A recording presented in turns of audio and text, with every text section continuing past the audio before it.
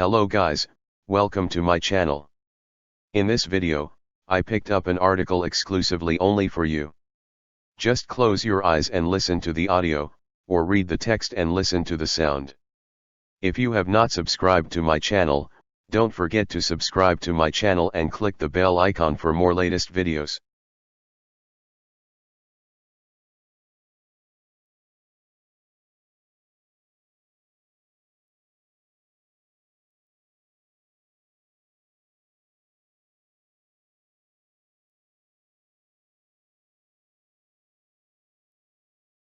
India's population challenge. Demographers expect India's population to soon surpass that of China by 2025, making it the world's most populous country. High fertility, reduced mortality, education, and migration are the major factors that contribute to India's steady population growth. In the post-independence era, population growth has posed additional challenges in India's effort to eradicate poverty, achieve greater equality, combat hunger and malnutrition, and strengthen the coverage and quality of health and education systems to ensure that no one is left behind. Several solutions to decrease the rate of population increase have been tried by successive governments, some successful, some unsuccessful. Although the rate of population increase has come down, the outcome has not been satisfactory. The effects of population increase are evident in the increasing poverty, unemployment, air and water pollution, shortage of food, health resources, and educational resources. Factors leading to overpopulation.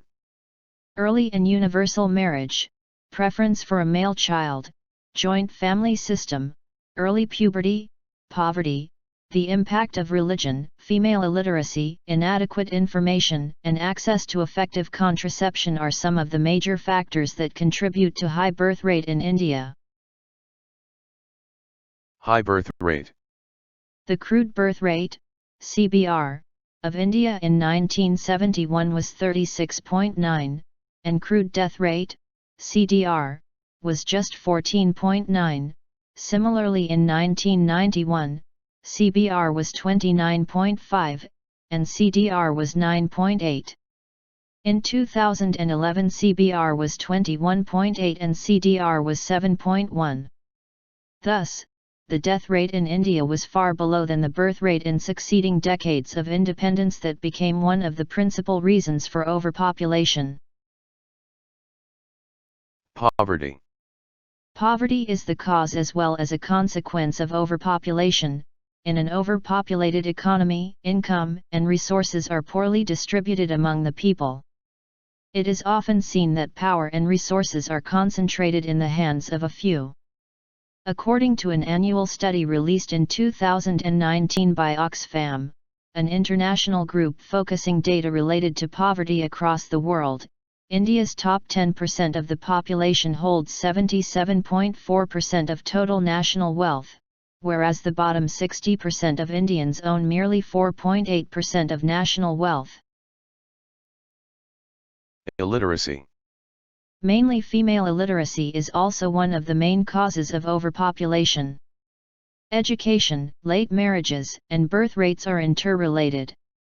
The higher level of education makes individuals qualitative, and they prefer late marriages, few children, and dignified life. Therefore, education directly affects the birth rate and population growth. The consent and empowerment of females to the extent that they can refuse to produce more children is extremely essential.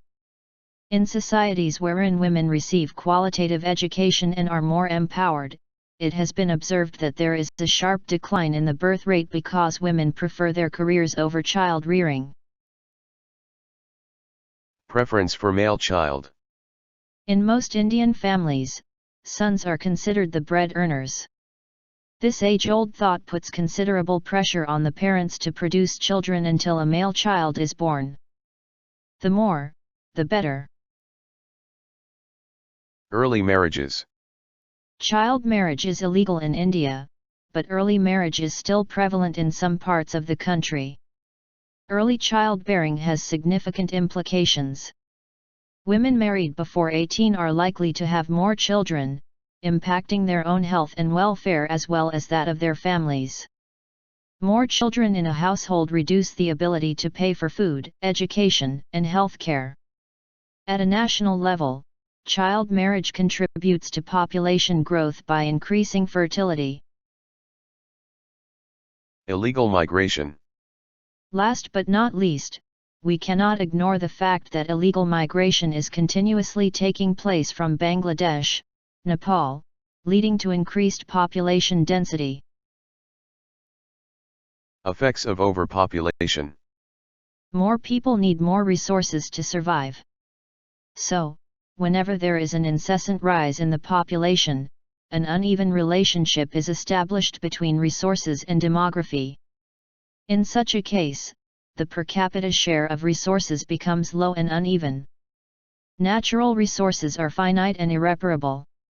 An increase in the population puts pressure on the resources, and they start to deplete rapidly.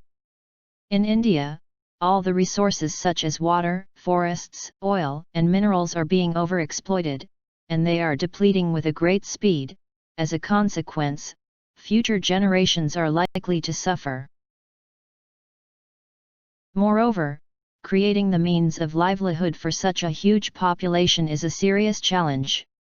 According to a report of the Center for Monitoring Indian Economy, CMIE, in 2018, there were around 31 million unemployed people in the country seeking jobs. Thus, this workforce, which could be an asset for the economy, is turning into a liability. Thus, the population explosion is defeating the basic notion of sustainable development, which aims to fulfill the needs of the present generation without affecting the capabilities of future generations to meet their needs. The dense population is a burden on the existing infrastructure. The problems such as traffic jams, congestion, inadequate housing, increasing slums, and lack of hospitals, schools, colleges have become part of daily life. Moreover, huge-sized populations affect the efficiency and effectiveness of the administration, and corruption becomes the norm in society. India has been ranked 78th out of the 180 countries in the Corruption Perception Index 2018 by Transparency International. As population increases, humans start to destroy forests for housing, industry, and to fulfill other needs and greed. Consequently, flora and fauna are hunted or uprooted from their homeland, bringing their very existence in danger. A number of wildlife species like cheetah, Sundarban dwarf rhinoceros have become extinct in India. Many others such as great Indian bustard, gharial, Ganges shark have been declared critically endangered, and several such as Indian rhinoceros, Barasingha, gaur have been listed vulnerable by International Union for Conservation of Nature, IUCN. Production of various goods in factories is also increasing to fulfill the demands of the ever-growing population. As a result, India is suffering from numerous problems like air pollution, water pollution, soil pollution, noise pollution, and the death of land or marine animals due to toxins. Measures taken to control population. After independence, India felt the need for population control, and as a consequence, family planning was included in the first five-year plan, 1951-56, and second five-year plan, 1956-61. In the 1950s, the clinical approach was adopted by the central government wherein family planning clinics were constructed across the country. Later, the extension approach was adopted in the 1960s, third five-year plan 1961-66, under which sterilization technique for both men and women was proposed, and couples were given advice on different types of family planning methods. In the 1970s, the selective approach was adopted in the fourth five-year plan, 1969-74, under which couples of age group 25 to 30 were encouraged to undergo sterilization, and all kinds of birth control methods were tapped. After that, during Fifth Five-Year Plan, 1974-79, first population policy was adopted in 1976, through which several measures were taken, and most prominent of them were the increase in the marriageable age of girls from 14 to 18 and of boys from 18 to 21, and raising the financial support to people undergoing sterilization. But this population policy had several loopholes, so it was revised during the Junta government and replaced by another population policy. Under the new policy, sterilization was made voluntary, population education was made course of study, and use of media was ensured for spreading awareness of family planning in rural areas. Later, in the 6th, 7th, and 8th five-year plans, attempts were made to control the population by long-term demographic goals. During the 1990s, India adopted target-free approaches and emphasized on more localized area plans instead of broad national plans. The year 2000 proved notable from the perspective of population control because the new national population policy was adopted this year. This population policy consists of some important provisions such as stabilization of population till 2045, the fulfillment of the unmet need of contraceptives, the achievement of total fertility rate to the replacement level by 2010. At present, there is a popular demand to adopt a new aggressive population policy, and that should be implemented equally to all people. Suggestions. An effective policy for birth control is the need of the hour, but coercive policies like China's one-child policy will not find takers in a democratic setup like India. Moreover, China's one-child policy has had many negative impacts like accelerated population aging, the skewed sex ratio, and the decline in the working-age population. This is the reason that China is revising its one-child policy. Hence, we should look at Bangladesh, Indonesia, and the Indian state of Kerala or Karnataka, which have successfully reduced birth rates through education and other measures. The fertility rate in India was 2.2 in 2017, that was just near to replacement level of 2.1. But there is an uneven fertility rate in various parts of the country. For example, it is still high in the states such as Bihar, Uttar Pradesh, Madhya Pradesh, Rajasthan, and Chhattisgarh, but it is low in the states such as Andhra Pradesh, Tamil Nadu, Karnataka, Kerala, and Maharashtra.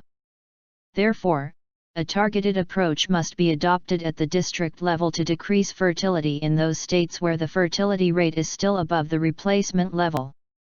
Unwanted pregnancies and lack of easy access to contraception are also prominent causes of population growth. According to an estimate, the unmet need for contraception is 13%, which contributes 20% of projected population growth in the country. This means that over 30 million married women of reproductive age have no access to contraception, NFHS4. Therefore, it must be the prime responsibility of the authorities to ensure availability, accessibility, and affordability of contraception. It is an established norm now that improving literacy and economic conditions lower the birth rate. Therefore, the government must endeavor to increase the literacy rate in the country. Moreover, female education must be greatly emphasized. Mahatma Gandhi rightly quoted, "If you educate a woman, you educate the entire family." An inclusive approach must be adopted at all levels: individual, family, society, and government. At the individual level, people should take the decision of marriage when they find themselves economically, socially, and mentally sound. At the family level, parents need to consider whether they are capable enough to give their child a better future. All societal groups must strike out outdated customs such as son meta preference, girl is pariah dhan, girl belongs to her husband, more boys more power, etc. At the government level, mass awareness campaigns must be undertaken involving NGOs. The government may consider initiatives for limiting birth rates such as incentives for small families in jobs, loans, and other public services, raising the legally marriageable age for both boys and girls, promoting sterilization, especially male sterilization, and encouraging the gap between children. Mass media such as TV, radio, newspaper, and social media must be used proactively by authorities to foster awareness about the negative impacts of population explosion and positive results of having smaller families.